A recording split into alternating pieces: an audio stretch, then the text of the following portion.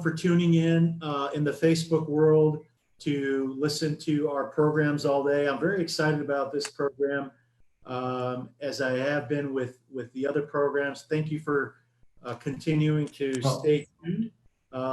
And you know, I'm you know how the world sometimes works, where it puts people in your life. And I met Mr. Bilici last year at the World Affairs Council National Conference in Washington, D.C. And he said, hey, do you by any chance know the Raindrop Foundation? And next thing you know, I'm visiting with Ferhat and the Raindrop Foundation. If you don't know about the Raindrop Foundation, please click on the link. Samantha is posting that on the Facebook. So please learn what they do. They do a lot of great community work here in San Antonio, but also nationally. They have other affiliates that do it too. And I've come to know Ferhat closely, and I really appreciate and respect him. And I'm very glad that he's going to moderate this. And I'm very pleased and grateful to have a local representative, a representative from a local university, Our Lady of the Lake University. Dr. Barnett is joining us as well. And we also have, of course, Mr. Bilici, and I won't steal Ferhat's thunder about his bio, but he's a very impressive background. And I so much appreciate you for giving your time to us and to share your experiences and your wisdom about the press in Turkey and also the U.S. And without further ado, I want to introduce my good friend, my good Turkish friend, Ferhat. So Ferhat, please, it's all yours. Oh, thank you so much, Armen. I mean, this is such a pleasure that, you know, to moderate this program, and such a pleasure to be your friend.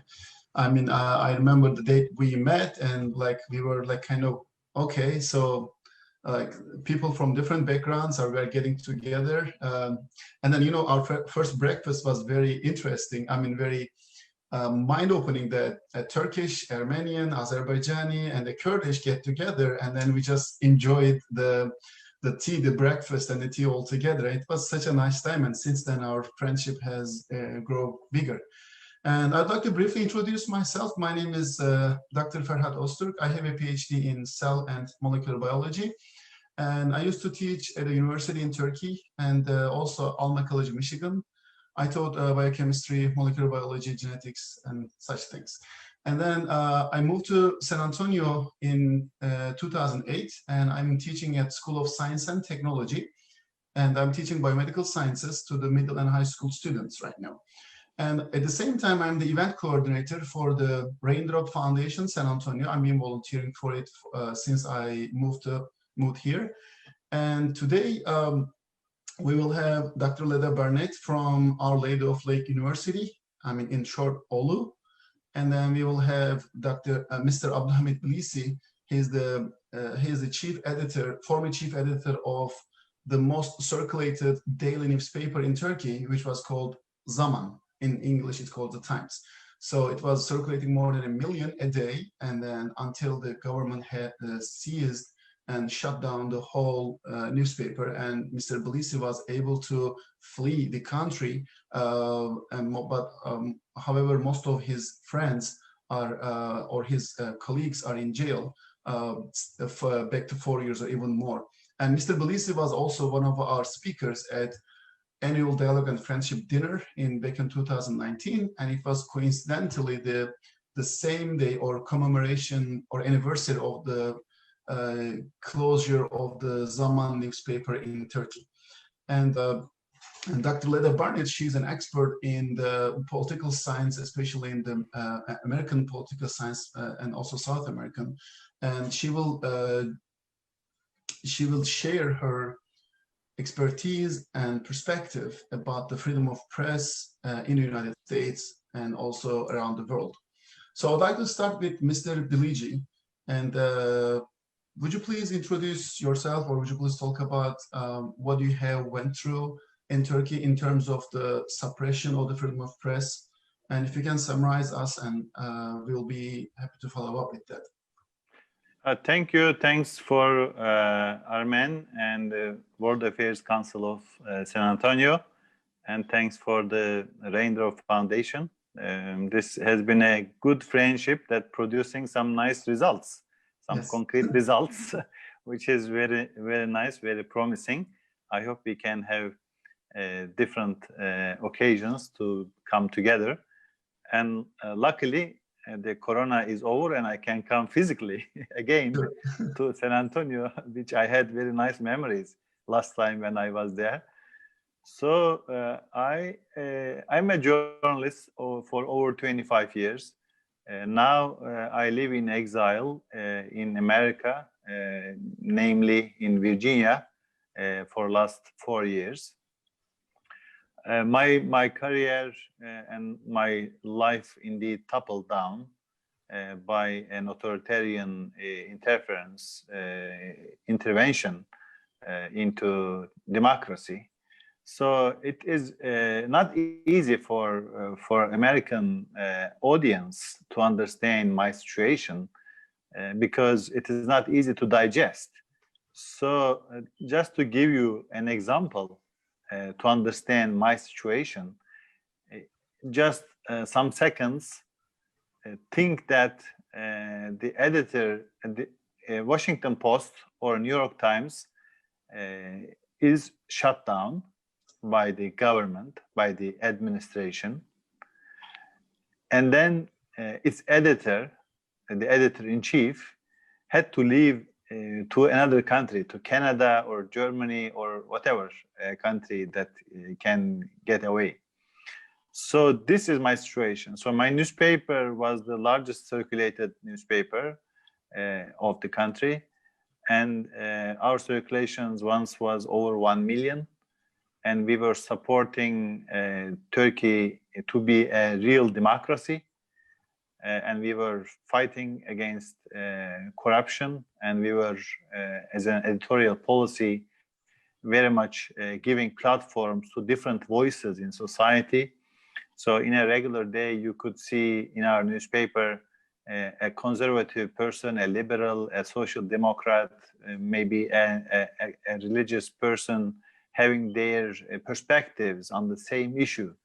So we were very much proud of that colorful representation of different voices.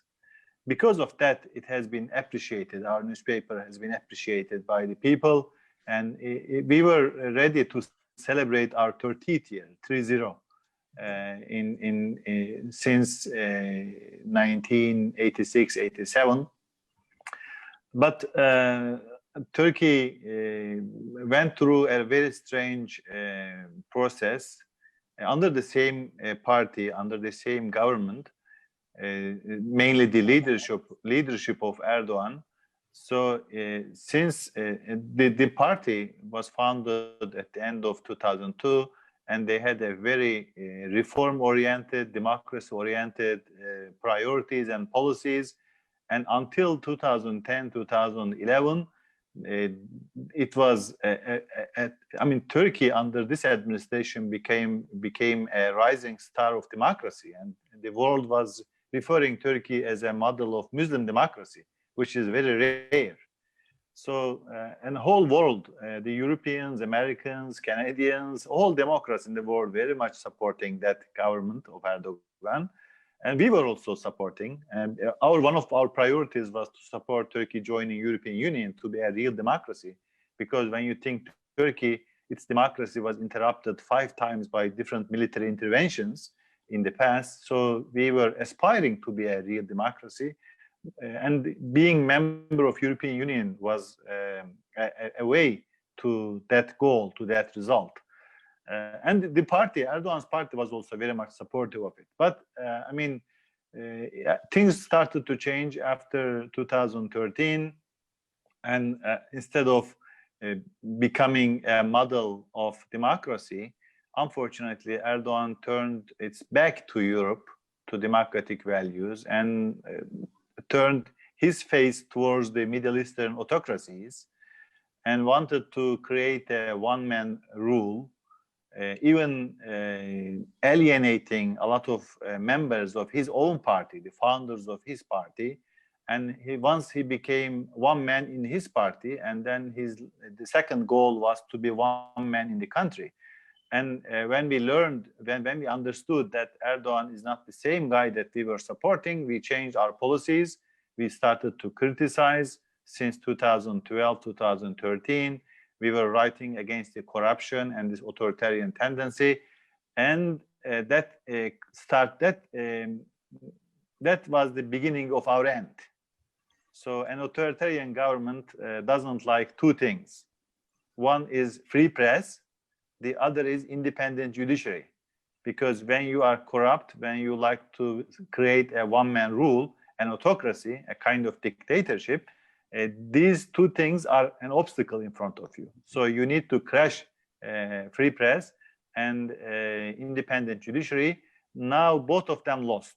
In last 4 years, 200 media outlets, including my newspaper, my news agency, a lot of other media outlets has been shut down.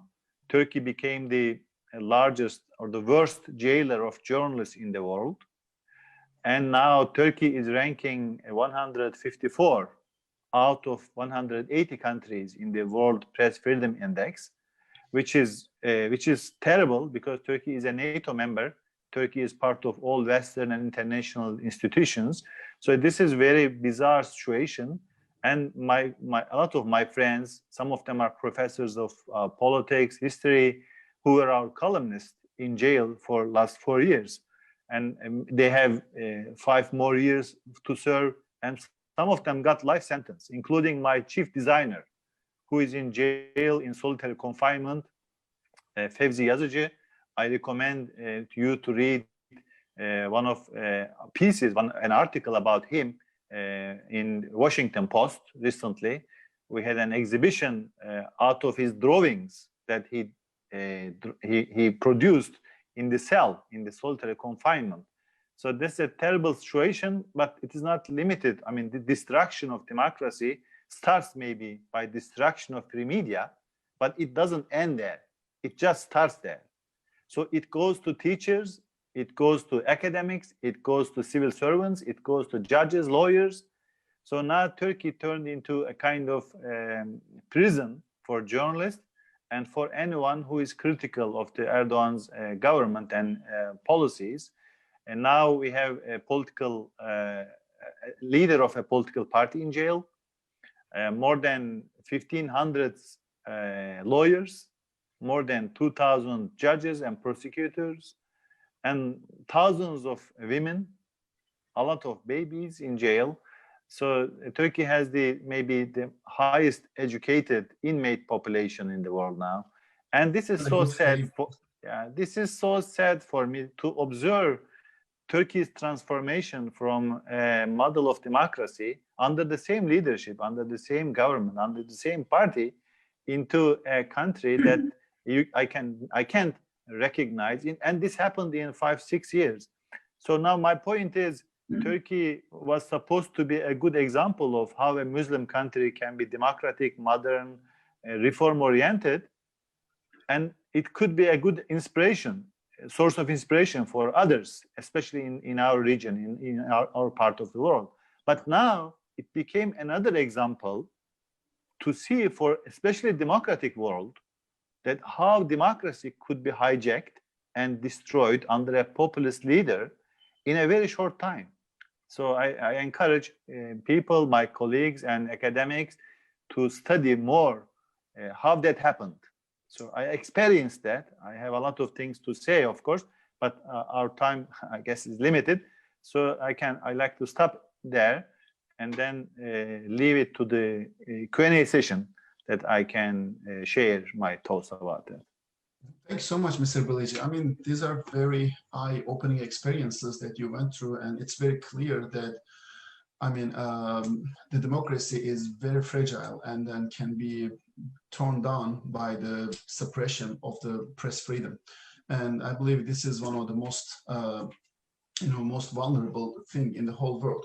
And I would like to just mention that according to Freedom House's Freedom in the World data, media freedom has been deteriorating around the world over the past decade, with new forms of repression taking hold in open societies and authoritarian states alike. And this is not only in Turkey, but also some other countries, even in the European countries.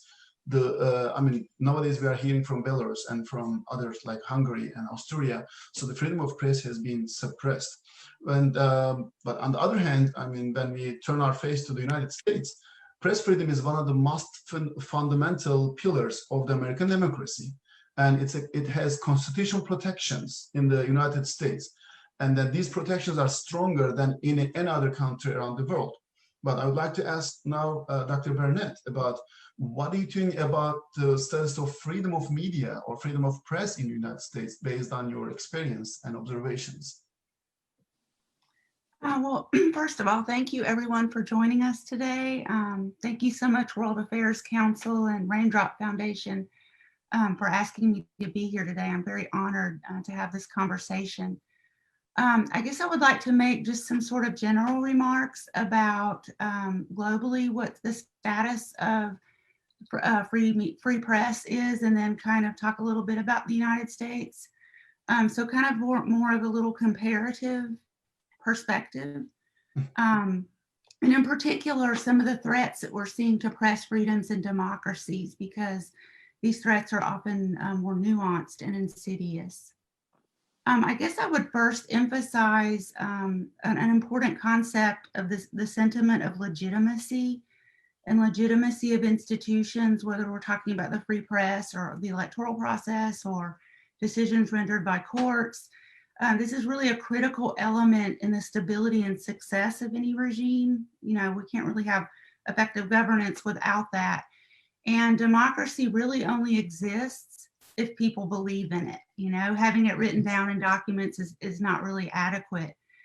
So we think, you know, why do we believe in the news media? Why do we trust our constitutional values? Why do we generally follow laws? You know, why do we see them as authoritative? And so without legitimacy, those things are just, you know, they're just pieces of paper. I'm thinking about political scientist Robert Dahl compared legitimacy to like a reservoir. And so as long as the water maintains a certain level, political stability is maintained. But then if it falls, you know, the legitimacy falls below a certain level, it just endangers the whole political system. And I mean, we know that in developing democracies, they're trying to achieve legitimacy, but in established democracies, it's something that we really have to be vigilant about, because it's, as Mr. Bilici alluded to, in Turkey, we can see how quickly that can erode. And the trend that we've been seeing, this trend of kind of the erosion of press freedom, is really linked to a global decline in democracy itself. The erosion of press freedom, I think, is both a symptom of and a contributor to the breakdown of other democratic institutions. And you mentioned Freedom House. You know, it's a super respected independent organization providing research and analysis on democracy around the world.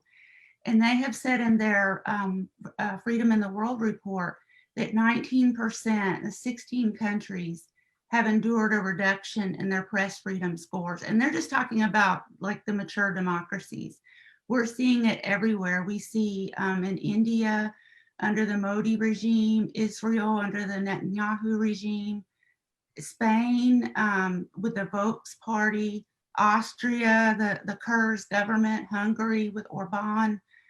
By the way, Hungary, the first EU country to slide into partly free, according to Freedom House. And then even the United States sliding over the last 10 years, and also under the Trump administration. So when you see a slide in mature democracies, it makes it easier for authoritarian countries to kind of continue that persecution. We know what to expect in authoritarian regimes. We expect, not that we want it, but we expect for there to be this curtailing of civil liberties. But in democracies, it's a lot more subtle and gradual. And so this erosion of media freedom around the world in democracies, people really need to be vigilant I always think of the quote that Aristotle said, transgressions creep in slowly and at last ruin the state. So they're really slow and stealthy. So, I mean, we can look at a lot of general trends, concentration of ownership of the media and a few parent companies. We need that diverse and antagonistic sources for the welfare of the public. We see regulatory and financial pressure, public denunciations of honest journalists, even by elected officials offering preferential treatment of ideologically supportive outlets. That's through like lucrative state contracts, favorable regulatory decisions, even preferential access to state information.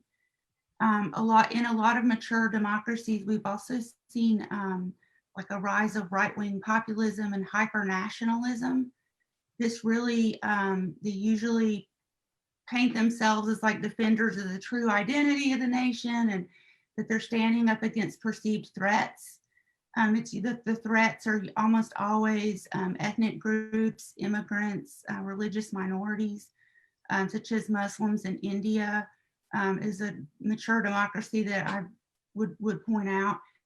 And they paint the threat as severe enough to override democratic principles. And so that's a danger. So looking at what's going on in the US, I would say there's both positive and negative. For the positive aspects, Freedom House still ranks on the question, are there free and independent media? Freedom House still ranks the United States as a 4 out of 4. And we have deeply rooted protection for press freedom in the First Amendment of the Constitution, which is very explicit in its language of protecting press freedom and against laws curtailing it. And then also just like, you know, a couple of centuries of case law that has mostly upheld that. And then when I was talking about legitimacy earlier, that's also kind of a reservoir that we have relied on. However, we are seeing an erosion in that legitimacy, and I'll talk more about that in just a minute. But really, I mean, like, people still believe in the First Amendment rights. It's very deeply enshrined. Freedom House talks about there's a high degree of pluralism with diverse news sources. We have, you know, cable TV, print journalism, independent media. Freedom House ranks our internet freedom score 77 out of 100, mostly downgraded, I think, for access. But then there are the areas of alarm, and, you know, given Mr. Bilici's comments on what we have seen in Turkey, this is, you know, this is like red flag territory here. If we look at like Reporters Without Borders, their 2020 World Press Freedom Index ranks the United States as 45th in the world. They have a pretty elaborate index that they use for that. According to United States is the 45th or 4th to 5th? 45th. Wow, it's pretty bad. Yeah, I know, it's shocking. 45th. They point out a lot of instances that have shown sort of a non-democratic trend in recent years. For example, in March 2019, there was a leaked document that revealed the US government was using a secret database tracking journalists and also activists, anybody that border authorities believed should be stopped for questioning along the US-Mexico border. We've also seen the Trump administration has replaced a lot of like the traditional forms of press access that we've had under every president with those that limit the ability of the journalists to ask questions. So it's kind of a cutting off of the press. There's a bit like a reduction in daily televised White House press briefings, like with a designated press secretary, and instead remarks that delivering remarks without question, you know, without allowing journalists to ask questions. Mr. Bilici, do you think these sounds familiar to you back in Turkey? Sadly familiar. I mean, I remember that President Erdogan was not allowing some of the, I mean, you flew with Erdogan a couple of times in the same plane, right? As like when his visits. Yeah, as an editor, I was very close, one of closer journalists to him. not particularly, but as all journalists, some editors were accompanying him for some domestic or international visits, and I was also sometimes invited to accompany him. So I interviewed him several times. Yeah. So, I mean, but eventually you and the people, the other journalists like-minded, you, like criticizing them, I think he just started to stop inviting you to accompany him for trips. And then how did this evolve? I mean, how did these things, like, what are the steps that Erdogan has prevented the free journalist, to get news from him? I mean, or his, his media, or like his. I can describe how it gradually evolved, but I don't know if Professor finished the negative signs that she was underlining. Did Professor Barnett finish? I have a few more, but go ahead. I want to hear that. Go ahead. Okay, okay. With your permission. So, of course, it did not happen overnight. And when I'm here in this country since April 2016. So it is the same year that Trump started his presidency. So a lot of things that I started to see in this country were very much deja vu for me, sadly.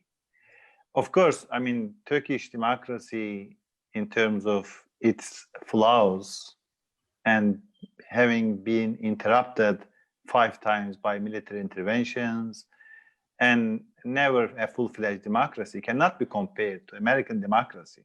The American democracy is much more stable, much powerful and stronger. Institutions are very much more established compared to Turkey.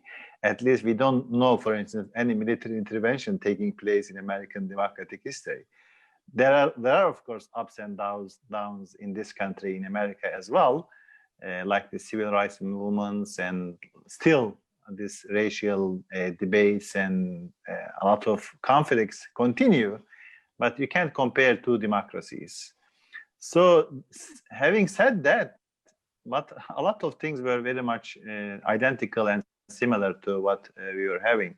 So in our case, in Turkish case, so when we started to see that Erdogan, who pushing Turkey, directing Turkey into a democratic oriented world, to European Union orientation, and instead of that, he switched to an authoritarian perspective, direction. And when we realized the amount, the extent of the corruption his family and his ministers involved, as responsible journalists, we started to be critical, although we were supporting them before, as I underlined. So when we switched our editorial line from supportive to critical, because of the change in the parties or the Erdogan's policies, our position did not change.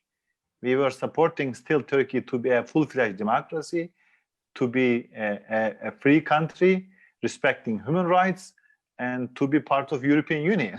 But Erdogan changed, and because of that change, we changed our line. And since then, it started incrementally.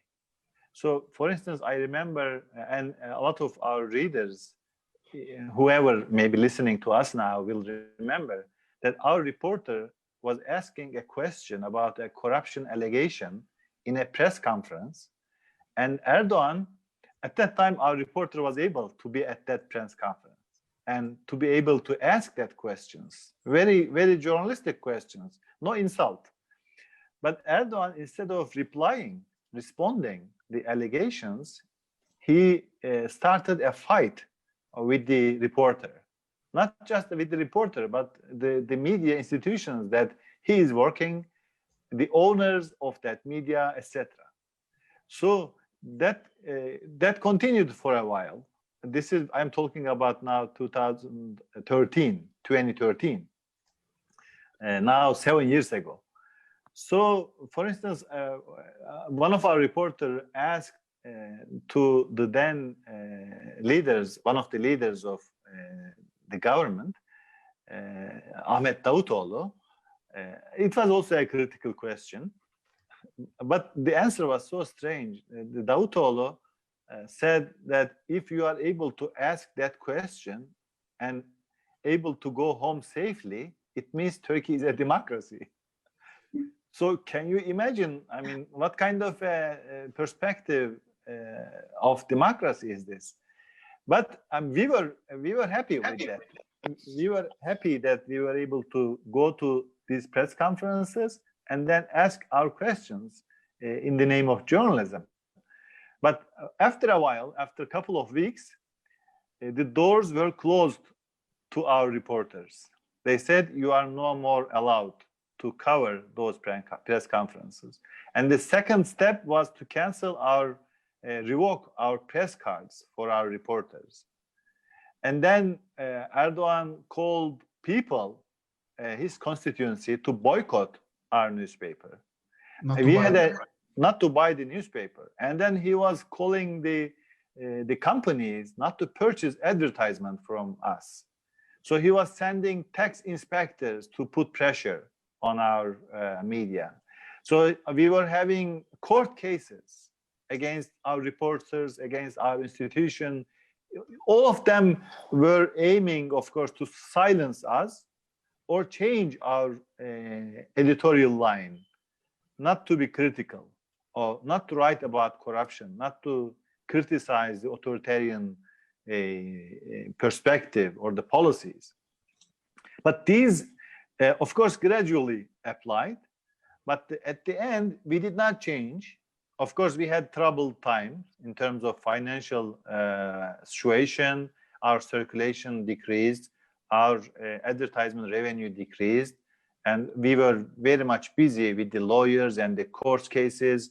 Once, as editor, I was more busier with lawyers than reporters, trying to defend in the courts. And lots of our reporters were regular visitors of the courts at that time. So all these measures did not help Erdogan to change our editorial policy. So we continued to be critical, to write the truth or whatever we believed as journalistically right. So finally, with a court decision, they appointed trustees to the board of our company. We are talking about now March 2016. So it started 2013. We are 3 years of struggle, 3 years of very strong conflict between the government and our media. And then with this, the trustees came not peacefully. They came with a brutal police force. They occupied our headquarters in Istanbul, and they kicked me out as the editor and kicked anyone who were objecting to their perspective or their policies. And then they made the newspaper, imagine New York Times being occupied by the police, and then the editor is fired, and then new editor is hired, and then in 24 hours it became a mouthpiece instead of a critical newspaper. So for 3-4 months they continued like that. Our readers protested. From 700,000, the circulation decreased to 5,000 in just 1 week. So it became a rubbish indeed. They turned the newspaper, a very important newspaper, into a kind of bad joke. And when there was an infamous coup attempt in July 2016, that gave Erdogan biggest, opportunity to silence opposition and the free media further. So my newspaper was until that time, it was under their administration. It was a mouthpiece, but administered by the government-appointed people. But since then, since July 16, they shut it down altogether, together with 200 other medias that were critical. The TV stations, websites, news agencies, radio stations, a lot of them. So today, in last 4 years, since 2016, this coup failed, the coup attempt. There are lots of debates whether this was a real coup or a staged coup, a fake coup. The questions focus on this staged and fake perspective because many people see that Erdogan benefited from the coup. Turkish democracy destroyed. I mean, if a coup failed, why lots of journalists are in jail? Why lots of politicians are in jail? Why lots of judges are in jail? I mean, if a coup failed, we should celebrate it as a democracy, and we could be a better democracy. But this did not happen. Instead, Erdogan made his dream of a one-man rule, and now 95% of Turkish media is under one man's control. And with this control over media, he is able to brainwash people into a lot of crazy ideas. That as if Turkey is getting much stronger, much powerful, and is getting an important country, an important power in the world. This is the image that this media portrays, which is the reality is just the opposite. Turkey is in the rankings of any meaningful thing in terms of economy, in terms of level of education, in terms of press freedom, in terms of rule of law. In every aspect, it is down. But with this brainwashing, many people, millions of people now think that Turkey is getting a superior country in the world. Because they are like fed from one source. Okay, I'd like to get back to Dr. Barnett. So I'm sorry to interrupt your explanation about the negativities. Yeah, can you please continue about your perspective? Well, I thought it was chilling, you know, how Mr. Bilici pointed out about the journalist that was singled out, and just for not personalizing a question, but asking it in a journalistic way, in a neutral way, because we have had some instances of that in the United States. That Jim Acosta is the one that comes to my mind. From CNN, and then later on, I think it was supposed to be based on him, but there was a violent viral video that went around that the president even retweeted himself that depicted the journalist with the news logo superimposed over his face and him being punched. And so that, I mean, you know, that's just a not only obviously violent, but just disrespecting and calling into question, you know, the integrity of the media from the administration. And then we know that we've seen language like enemy of the people, calling outlets fake news if they any critical coverage at all. You know, I always think of the George Orwell quote that said, freedom of the press, if it means anything at all, means the freedom to criticize and oppose. That's the role of it, you know. It's not to be. Yes, that's what is press for mostly. Yeah, that's what, you know. So I see disturbing trends like that, even threats to tighten libel laws and to review certain outlets' broadcast licenses despite the lack of legal authority to do so. I wanted to also bring up quickly two other things.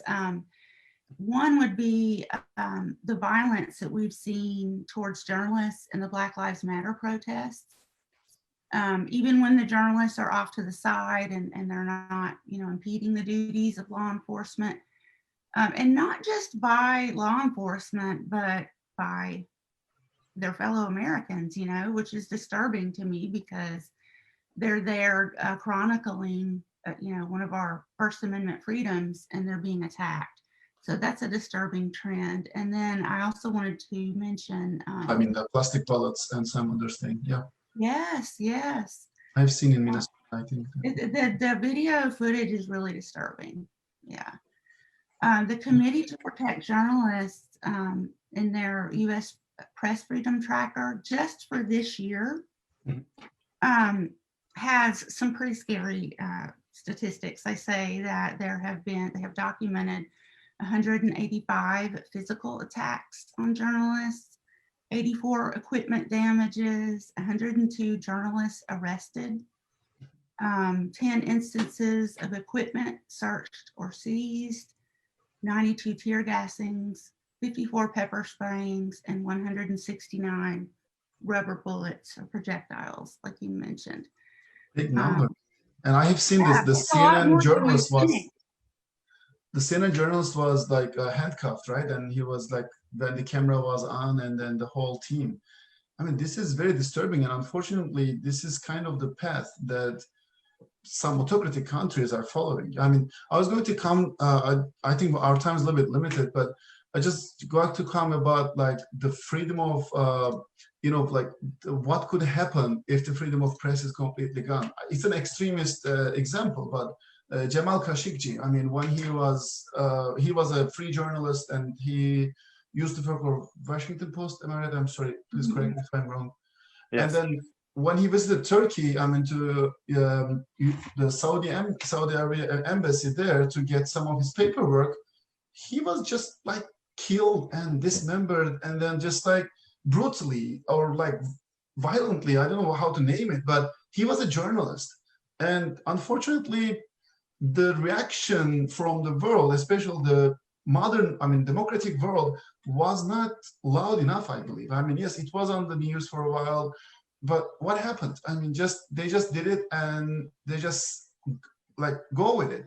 So is it how, I mean, what, from here out to come, I mean, in the United States, now we are we live in this country, and then we would like to protect this, our First Amendment freedoms. But in terms of freedom of press, as citizens, what can we do? I mean, in our part, what can we do to protect this? I mean, Dr. Barnett, what do you think? How can we protect? And this gradual increase in Turkey is a very clear example how these things don't happen overnight, and it goes gradually, day by day or month by month. But as citizens, what can we do? I mean, to protect the freedom of press in the United States? Well, I have a couple of ideas on that, but regarding Jamal Khashoggi, there was no condemnation at all by the United States, and that's the other thing about all of the erosion of democracy, is that if the world is seeing mature democracies and established democracies, if they're on the slide, that provides a kind of an out for authoritarians and dictators to be even worse, because the world sort of expects democracies to defend human rights and freedoms, and so that's exploited by not unfree societies. But as terms of what we could do, what comes to my mind first, I think, would be thinking about social media, that people should be a little skeptical about what they see on social media. You know, consume as wide a variety as possible of news sources. Don't just rely on Twitter or Fox News or something like that to get your news sources. Read a wide variety. And if you see something that looks outrageous, take the time to look it up to verify for yourself, instead of just spreading the propaganda, because that's you're just helping them. You're helping those that want to curtail free media, whether it be from within the United States or even people that are trying to meddle, bots and so forth that are trying to spread disinformation.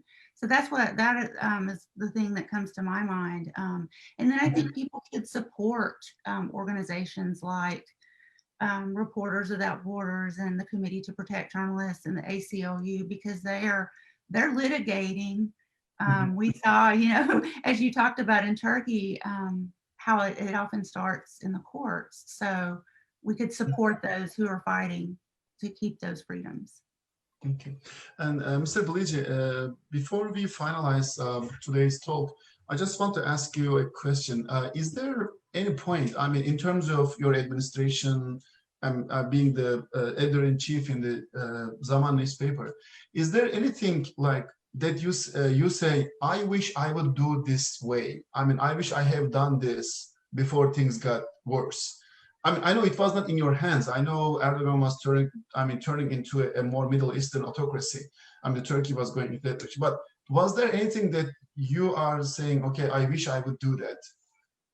Yeah, before that, a lot of things that I, of course, reconsider, revisit, what I could do better or different. But before that, I like to add some points to what Professor Barnett was saying, how to defend press freedom. So most important thing that after all that experience that I went through, that my country is going through, is that the understanding that press freedom or democracy is not just for journalists or just for politicians or just for elite. It is for whole people. It is for teachers. It is for a person working at McDonald's. It is for academic. It is for business people. It's for everyone. So without that understanding, if we assume, if we think, if we suppose that the press freedom is an issue between the powerful people in business or in politics and the journalists, we are very badly mistaken. Because journalists, first of all, cannot protect press freedom. Journalists cannot protect democracy. They are weak. They are less. They are few.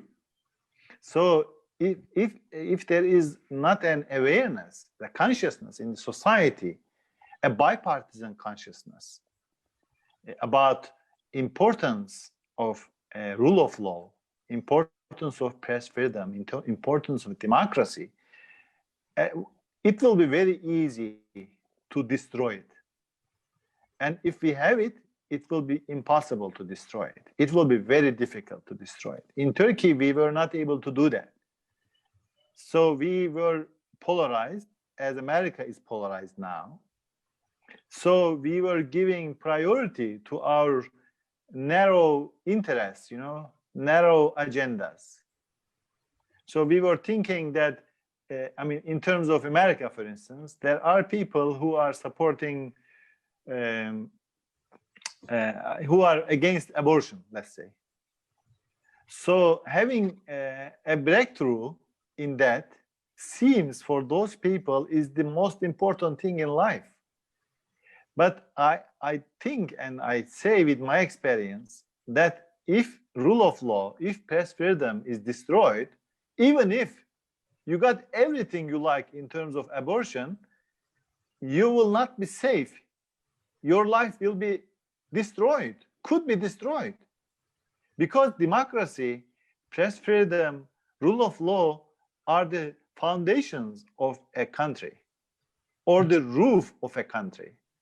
So other things are the colors in our rooms, Some may ask for abortion rights, some may ask for other rights that are very respected. All these positions and ideas are respected, but it should not be in a trade-off between those higher values of democracy that are part of our constitutions. These are not part of the American constitutions. Unfortunately, these were the parts of Turkish constitution as well. But we made a big mistake by thinking that if we support a political party which is delivering in terms of our narrow agendas, we will be better off. Yes, we got some of those narrow agendas fulfilled, but the foundation destroyed. So this is very important to be understood. If I have just one message, this is it.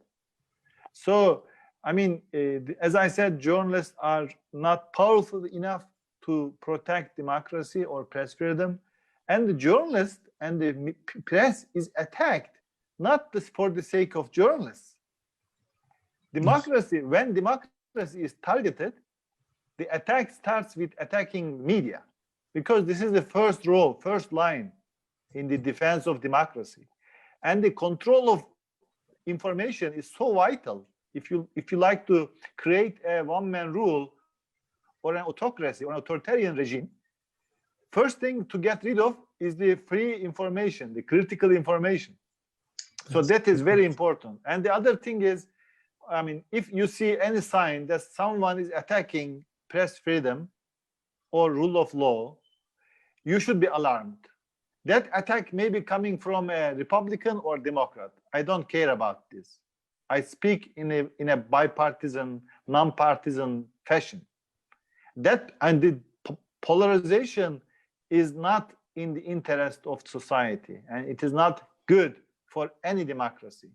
This is very good for bad people, for bad leaders, and so we should be smart consumers. You know, and this is my last remark. You know, when we want to buy a home, when we want to buy a car, we make a smart and logical investigation, you know, to consume. You know, you don't buy a car just your friend tells you that this car is good. You go to reports, you see the studies, reports, etc., and then make your decision. So in consuming the news, we should do the same thing. We should be smart, open-minded, investigative, not to trust whatever we are told from just one source. I mean, if I am telling this audience, you, a perspective about Turkey, you should check it with other perspectives. This is just one perspective of an exiled journalist. There are lots of perspectives. So that's very important for me. Thank you.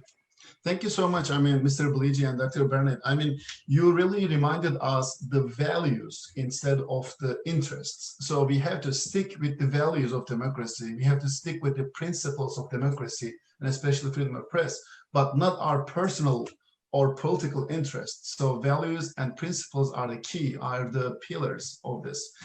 And I'd like to finalize this talk today. It is 2:51 p.m. and I think we have another talk coming up at World Affairs Council. Armen, do we have another minute for Dr. Barnett for her final remarks? I think we have the other panelists gearing up. I'm sorry about that. Okay.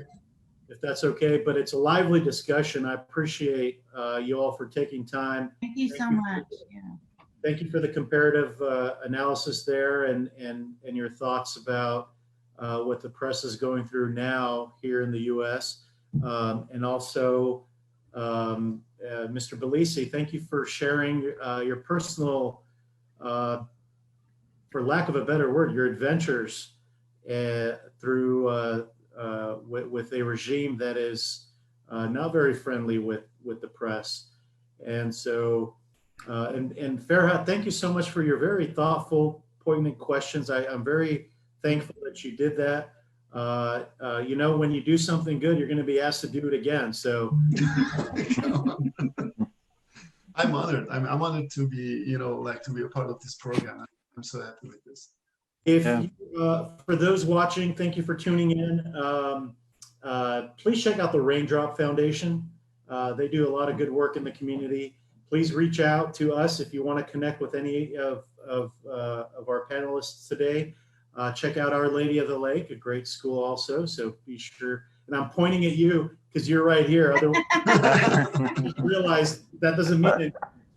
So thank you so much. Thank you. Thank you, Armen. Thank you, so Ferhat. much. Thank you. It was my Thank you, pleasure. Professor.